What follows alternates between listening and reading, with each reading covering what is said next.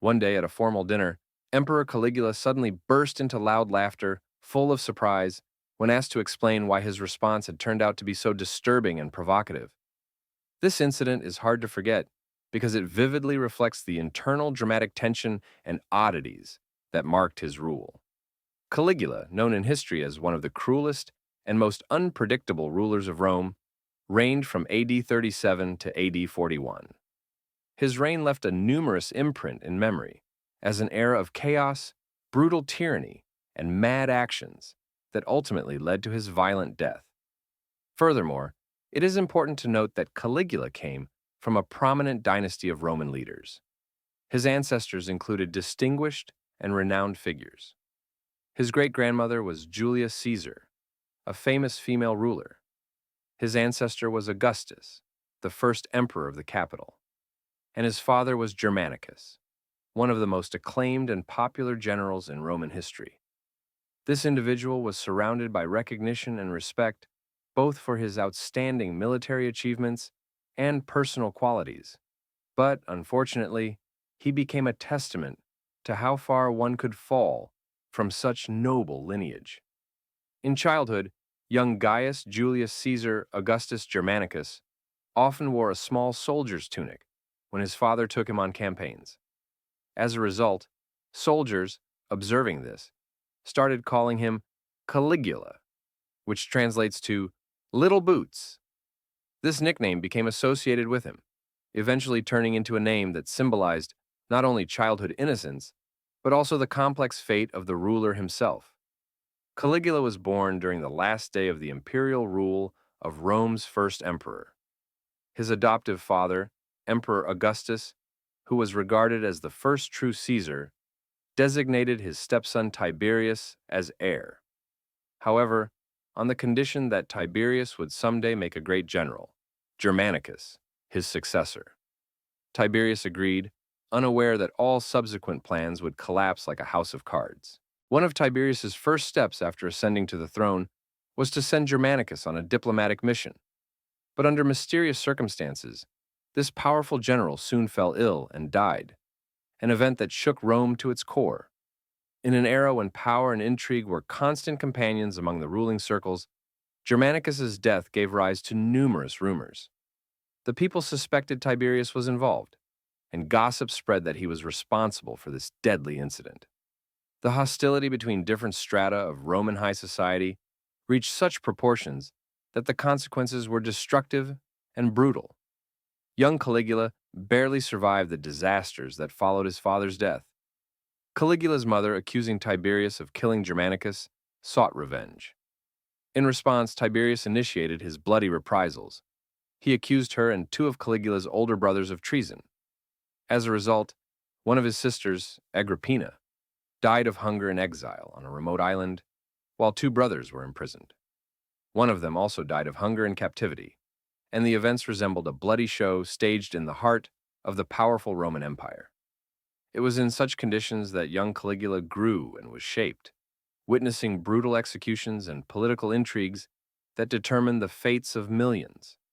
His destiny became closely intertwined with the tragedy and cruelty of the era in which he grew up, leaving an indelible mark on his soul. His entire life was deeply connected to the tragedies and injustices surrounding him. Once, one of his relatives committed suicide instantly, leaving behind a sense of terrible emptiness, devastation, and profound grief.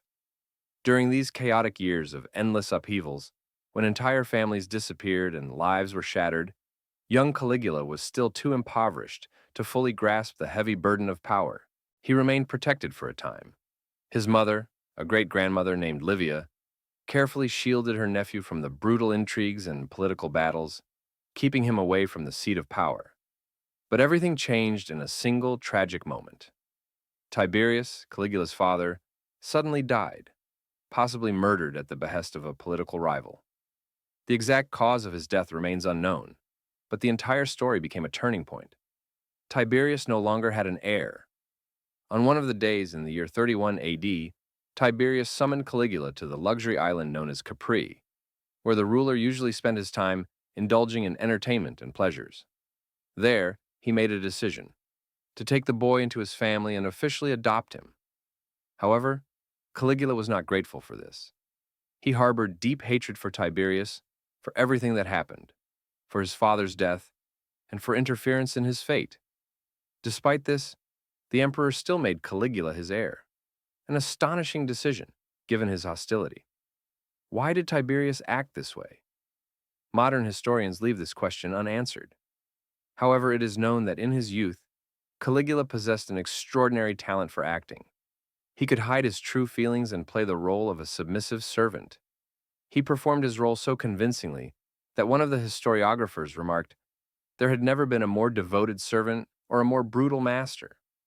Even before becoming emperor, Caligula exhibited tendencies toward cruelty and vices. He took pleasure in witnessing executions, indulging in scandalous behavior and unacceptable entertainments. In the evenings, when his mind grew increasingly unstable, he would say, "I am nurturing a hostile snake in the heart of Rome." He often boasted that he once carried a dagger into Tiberius's bedroom. His goal was to assassinate the emperor, to avenge his mother and brothers. When he entered the room and found Tiberius sleeping, his heart suddenly changed, and he abandoned his original plan. Yet at the same time, he still had the feeling that he was capable of doing otherwise. Only he chose not to. During his stay at Tiberius's house as a guest, Caligula befriended Sertorius Macro, the leader of a powerful and influential Praetorian Guard.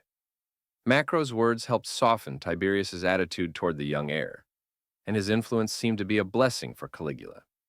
However, over time, Macro deeply regretted ever having met this man. As one of the ancient historians, Tacitus, writes, Macro ultimately smothered the dying Tiberius with a pillow to ensure that Caligula would ascend the throne. Other sources claim that it was Caligula himself, rumors suggest, who played a key role in Tiberius's death to secure his own rise to emperor. The truth in these versions remains unclear, leaving room for debates and speculation. But the outcome was obvious. Caligula took the throne, and a new power shook Rome.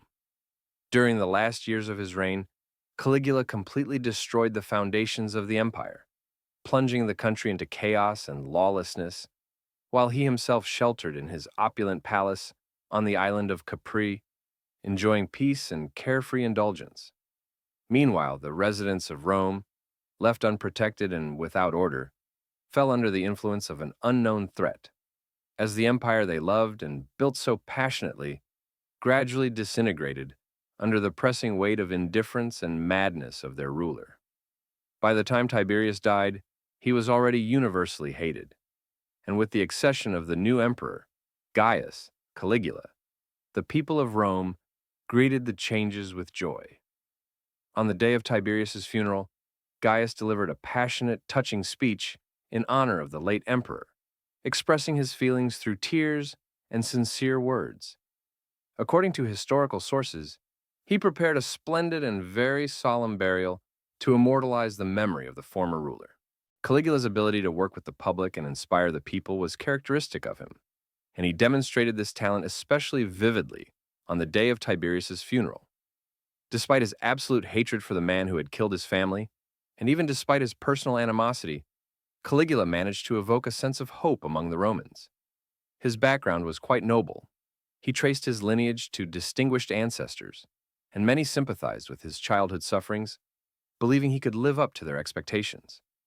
And in essence, he did begin to fulfill the hopes of his compatriots. He first freed unjustly imprisoned citizens, increased military rewards, and abolished a very unpopular tax. The Roman historian Fabius described the first few months of his reign as a happy and prosperous time, filled with mercy and positive change. But this idyll did not last long, and its end came quite soon. 6 months after Caligula ascended the throne, he suddenly fell ill, most likely after poisoning. He recovered, but according to accounts, the illness shattered something inside his mind, and the consequences of this tragic event shocked the entire society of Rome. The emperor began to ruthlessly deal with his family. His first victims were his cousin and heir Gellus, and his grandmother was furious, expressing horror and indignation. But soon, she too died. Subsequently, Caligula executed his father-in-law and brother-in-law, as well as banished his two sisters. Watching these events unfold, it seemed that the emperor himself might have died from the illness. But in the political game, to save his career, his associate Macra devised a series of maneuvers. When Caligula regained consciousness, he discovered Macra's plans and immediately condemned his former ally, forcing him into a terrible fate, compelling Macra, for all he owed, to take his own life. During these grim days, after virtually destroying his family, Caligula executed almost all close relatives. The only exception was his frail and elderly uncle Claudius, whom the emperor left alive, not without irony, as a figure of ridicule. The first years on the throne proved to be a truly crazy journey, as almost everything he did was linked to one common trait: huge expenses. Whether building opulent palaces, spectacular festivals, or pursuing politics, each decision cost enormous amounts of money and made his reign increasingly expensive and risky for the state. Caligula did not stop at merely collecting taxes or extravagantly spending state funds on personal pleasures. Everything became incredibly costly, and funds in Rome began to run out quickly. The second emperor of the Julio-Claudian dynasty did not see himself as an ordinary ruler. He perceived himself as a deity, and even openly expressed contempt for the true gods worshipped in Rome. This pride and anger toward religious traditions led him to order the heads of statues of various gods across the city to be removed and replaced with his own likeness. Many ancient and modern historians have tried to understand what caused such furious, mad rage in Caligula. Some speculated that he suffered from epilepsy, while others believed that he constantly lived in fear of losing control and collapsing during seizures, which made him paranoid and cruel. Moreover, evidence supporting the epilepsy hypothesis comes from numerous sources stating that Caligula could not swim, despite swimming lessons being part of his education. Perhaps he was afraid that if he tried to swim, he might have a seizure and drown. According to witnesses, Caligula was not known for physical strength or endurance. Slim, pale, and appears sickly, with empty eyes and thin hair, he seemed much more like a weak patient than a strong leader. Throughout his life, he experienced periods of intense weakness when he could hardly perform even the simplest actions. By roughly the middle of Caligula's reign, he severed ties with the Senate and began exploiting every opportunity to humiliate its members.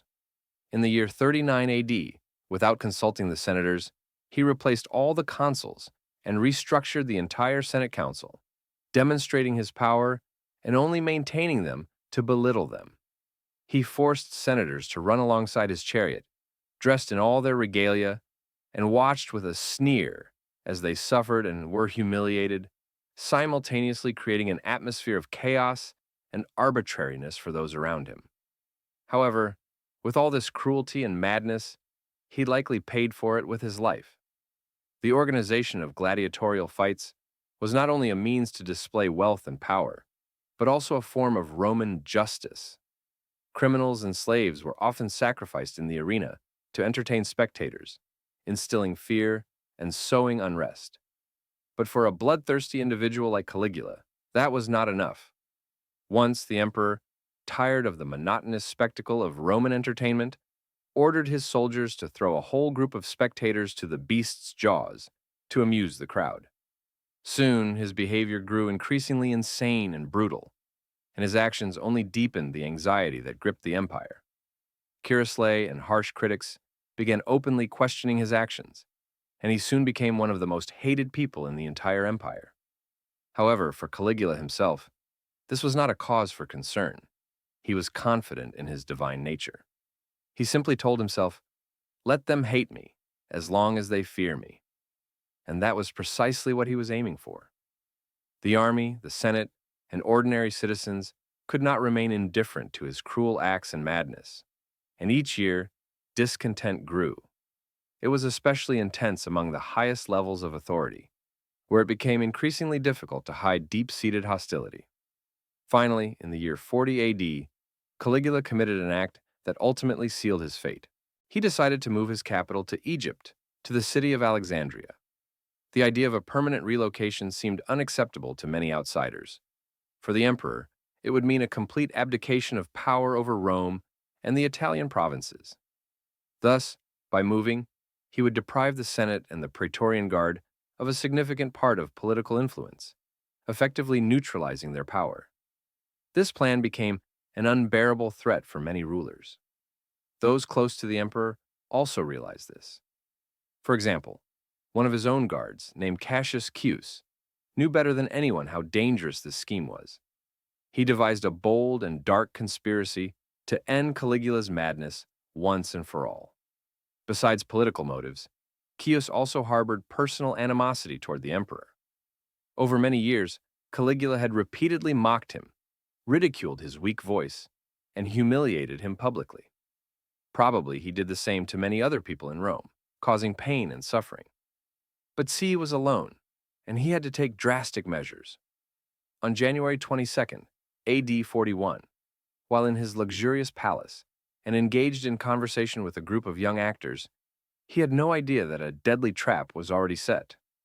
At that moment, a group of conspirators, including C himself, appeared in the corridors. According to reports, he was the first to strike, and then his accomplices joined him. The crowd rushed at the emperor, ruthlessly crushing and injuring him right where he stood. What is strange about this is that fate arranged it so. Caligula's death became one of the most shocking moments in the history of the Roman Empire. The moments leading up to Caligula's death closely resembled the final hours of his great ancestor, Julius Caesar, in their dramatic intensity. Both only lacked an exact date to make their comparisons even more vivid. Both were great dictators, wielding absolute power, and both met tragic ends as a result of treachery. In Caesar's case, it was a conspiracy led by a prominent man named Brutus, while in Caligula's case, it was a group of conspirators headed by one of them named Cassius. However, even though the Imperial Guard Corps of Praetoria turned against Caligula, his personal German security detail remained loyal to their master until the very end. When yet another tragic scene unfolded, the emperor's body was already lying lifeless, but this did not stop a fierce outburst of revenge from the few loyal soldiers. They ruthlessly attacked everyone present, whether conspirators or mere bystanders. After killing Caligula, they did not stop and turned on his wife and young daughter to completely erase all traces of the imperial bloodline. In this act of cruelty, which would evoke admiration in an author of darkly captivating stories like George R.R. Martin, even a child was killed, young Julia Drilla, who was beaten against a wall as if to show that no one and nothing could save the heirs of Caligula's throne. Then, the conspirators set out to find his only remaining relative, the old and sick uncle, Claudius. This man was not particularly brave. His reaction to the tragedy was more like hiding. He had to take cover behind curtains, waiting to be discovered. Fortunately for him, one sympathetic soldier found him in time, and part of the guards quickly organized his evacuation out of the city, ensuring his safety. The situation at that time could have ended in disaster for the Roman Empire, as the outcome of such a bloody internal conflict could have led to the complete destruction of the state structure. However, it must be acknowledged that, from a political point of view, his reign served as a stark example of why absolute power in one person can bring more harm than benefit to the state. Subsequently, the Senate decided to restore the republican system, and efforts to do so began quite actively. However, a serious problem arose. Despite the overthrow of Caligula, his reign was one of the most disastrous in the history of the empire. At the same time, the army remained loyal to the concept of the empire and sought to preserve its existence. As a result, they rallied around the figure of an awkward but already popular among the military pretender, Claudius, who quickly gained support. The newly declared emperor did not delay and immediately set about punishing the killers of his nephew, eliminating his rivals, and restoring order. In the end, the empire continued to exist, and the most insane ruler was removed. Caligula truly had a sinister sense of humor. Once, during a formal dinner, he reportedly burst into wicked laughter.